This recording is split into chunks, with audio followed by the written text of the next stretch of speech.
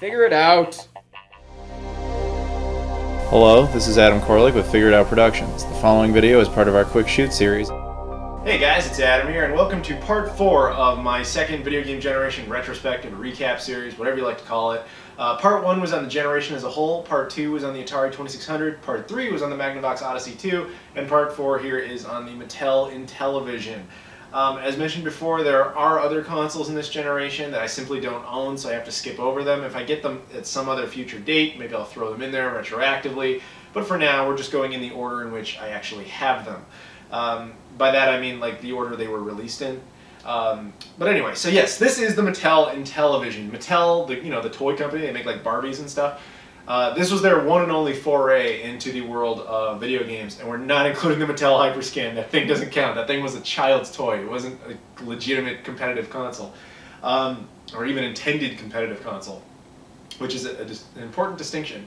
But anyway, so yeah, Mattel basically looked at the Atari 2600 and went, wow, that thing's really successful. We could do that. We make electronics, we make toys. It's a perfect fit for us. Toys, games, whatever. So they went ahead and developed the Mattel Intellivision. And in 1979, they released it in certain test markets. Which was more of a common practice back then, just to kind of see if people would respond to it positively, if they would buy it, etc. And they decided that, yeah, they thought enough people would. So in 1980, they did a full North American release across the US and Canada. And ultimately, it sold decently. I mean, considering the time, considering what its competition was, considering its price point, all those factors, it actually did fairly decently, selling about 3 million units. What ultimately killed it, which is what killed most video game consoles at that point, would be the 1983 video game crash, but we'll talk about that in a bit.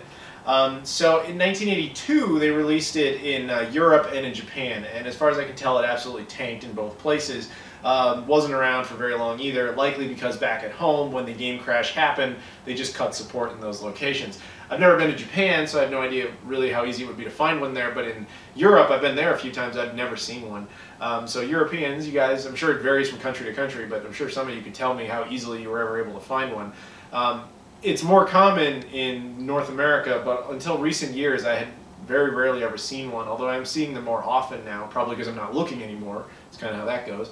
But yeah, but in 1982 in North America, what they decided to release was this. This is the Mattel Intellivision 2, obviously a much slimmer version of the same machine. And if you look at it, they really are a product of their time. I mean, look at this thing. It looks straight out of the 70s with the wood finish and all that stuff, even though, I mean, technically it was released in 1979, but the wide release was 1980. But it still looks like that. And of course, the Intellivision 2 looks like the 80s. You know, it looks like one of those old Apple, like all-white computers that they were kind of pumping out around that time. So really very cool. Obviously, this version is much smaller. It has an LED on it, and it has the controllers aren't hardwired, unlike this one, which is much nicer. This one does not have an LED, but it does have a big reset button and an on-off switch. This one has just a single switch for both reset and power, and it takes you some time to kind of get used to how that works. But we're not going to go into that right now. The console is interesting because it's remembered as like a flop, basically, from what little people ever seem to know about it. But it's interesting because it did so many cool things that it never gets any real credit for. And from a technical standpoint, everyone thinks, oh, it must have just been like the 2600. It was actually a lot more advanced than the 2600. But it didn't really matter because they didn't really have nearly as much development going into it, although they tried a lot harder than most of the contemporary rivals. But I'll give you an example of something cool that this console did. Now, this is a little add-on for this thing called the Intellivision Voice Synthesis Module. This is a very common add-on. You see them all the time. What they would do is, if you take your console here, you'll notice the cartridge slot is on the side. Kind of an odd choice, but it is what it is. You would take your IntelliVoice thing here, and you'd pop that in. Now, obviously, that makes it bigger and bulkier and all that. But you would then take games and put them here on this side. So that's, let's imagine this one here. You put them in there like that. And if the game supported voice function and had this attached, then the game would talk in some ways. Like an example would be like a football game where it would go, touchdown! It would sound really bad and all that. But yeah, kind of a neat concept. Now today that means nothing. Games talk all the time, but back then it would blow your mind if the game was speaking. I mean, I remember in the early 90s, you know, I played the Mighty Morphin Power Rangers game on the Sega Genesis, and at the very end, it shouted, "It's Morphin time!" You know, like all distorted and shit. And even back then, I was blown away by that, because games really didn't talk much. So for this to exist in the early 80s must have been unreal. But ultimately, only like, I think like 5, 10 games, something like that, ever supported that thing. So it's odd that they're as common as they are, but it is what it is. It does work on the Model 2 as well.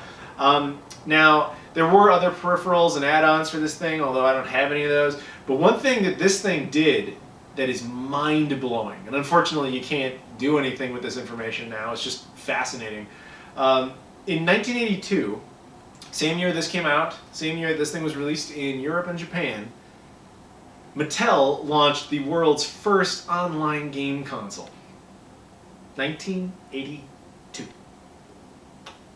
Now, it's not exactly what you're thinking. It's not like Xbox Live or anything like that. It was more like the Sega Channel. You would connect this thing through your cable box, and it would allow you to download games.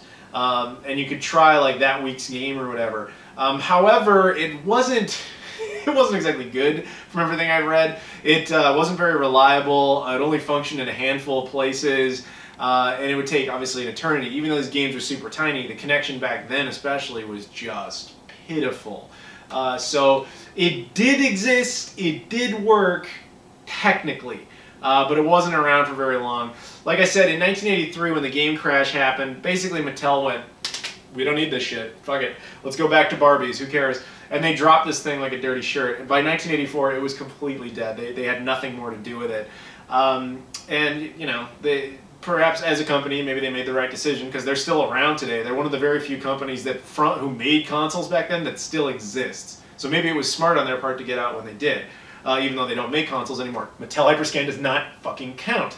But yeah, man. So interestingly, it did kind of come back a couple of times. What happened was, after Mattel was done with it, a company called INTV came along, and they went to Mattel and said, "We really like the Intellivision. We kind of want to bring it back. We want to buy the rights from you for the console." Mattel was like, "Sure, if we can make anything off of that thing, sure, done." And then INTV went out and they made this. This is the Intellivision System 3. Obviously very similar molding. It's identical basically, with just a couple of changes. Obviously it's in black. They got rid of the wood finish deal. And they added an LED, which is amazing. I love when consoles have LEDs because if there's a power problem, you know right away if it's the issue or not. On top of that, if you've ever opened one of these things up, and I have, I did a video on it a while back, it's really just a hot glue gun mod. It's not even that professional looking. It's just like, oh shit, drill a hole and glue this in there. It is funny, but it does work, so that's the important thing.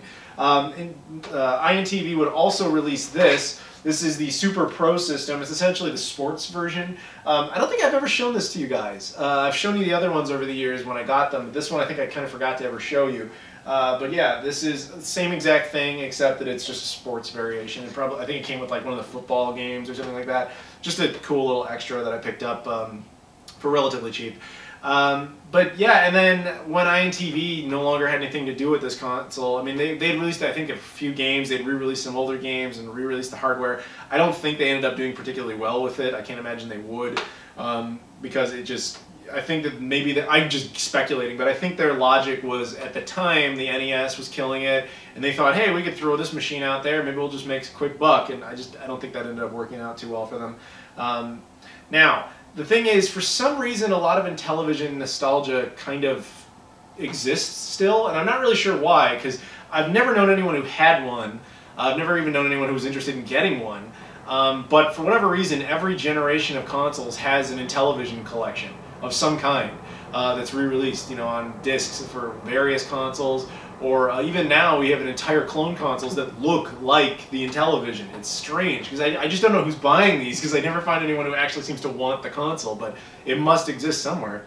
But yeah, man, so my personal experience with this thing, I have to be honest, is kind of limited. Growing up, I didn't know anyone with one. I did eventually find out what it was, and it was a console I wanted, but I never got around to buying one. Like, I never saw them anywhere. It never made it like a goal of mine, all that. You know, it wasn't that strong for me to really need one.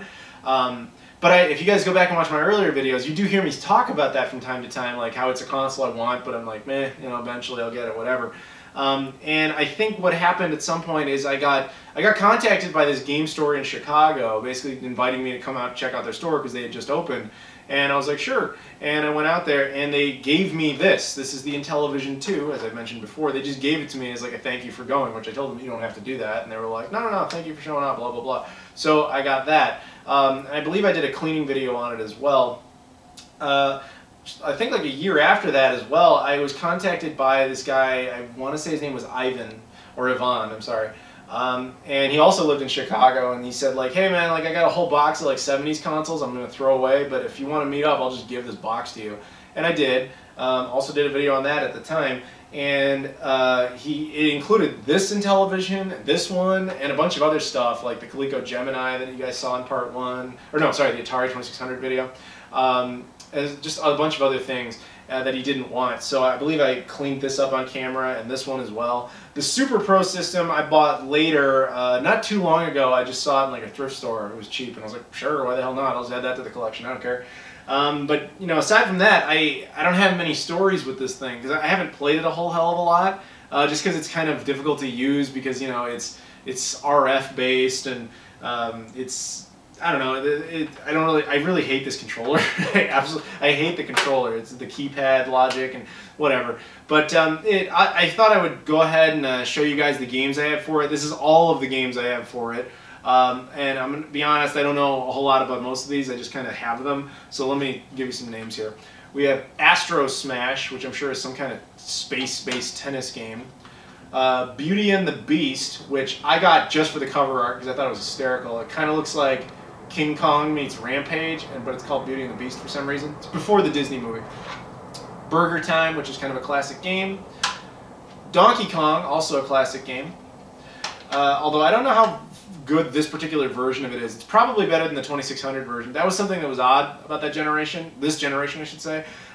Competitors would make games for each other's consoles. Like Coleco had their own console, but it didn't stop them from putting games on the 2600 and on the Intellivision. Again, speaking of Coleco, Mousetrap, which was also made by, I think it was by Sega at one point, although I don't think this version of it is. But yeah, Donkey Kong was Nintendo, and I'm pretty sure Mousetrap, some versions of it were by Sega. Snafu, Star Wars, The Empire Strikes Back, Masters of the Universe, The Power of He-Man, and finally Triple Action, which was kind of like Combat. It just had a few different types of military-style games in it, at least as far as I recall. But yeah, in short, that's the Mattel Intellivision. Mattel's one and only foray. Again, Hyperscan does not count. It really shouldn't count. It's a children's toy, man. Fuck it. Fuck that console. It's not a console. Fuck that machine. Sorry. But yeah, anyway, so there you go, guys. Thank you very much for watching. Next up will be part 5, which will be the ColecoVision, the ultimate in creative names. This generation had terrible names, except for the Mattel Intellivision. I think that one actually was a good name. The Atari 2600, terrible name. The Magnavox Odyssey 2, yeah, debatable. But you get my point. And of course, upcoming is 5200, terrible name as well. But yeah, the Intellivision, I'm going to give Intellivision the award for the best name in this generation, at least of the consoles I own. There's a good argument for Vectrex, isn't there? But anyway, thank you very much for watching. I will see you all later.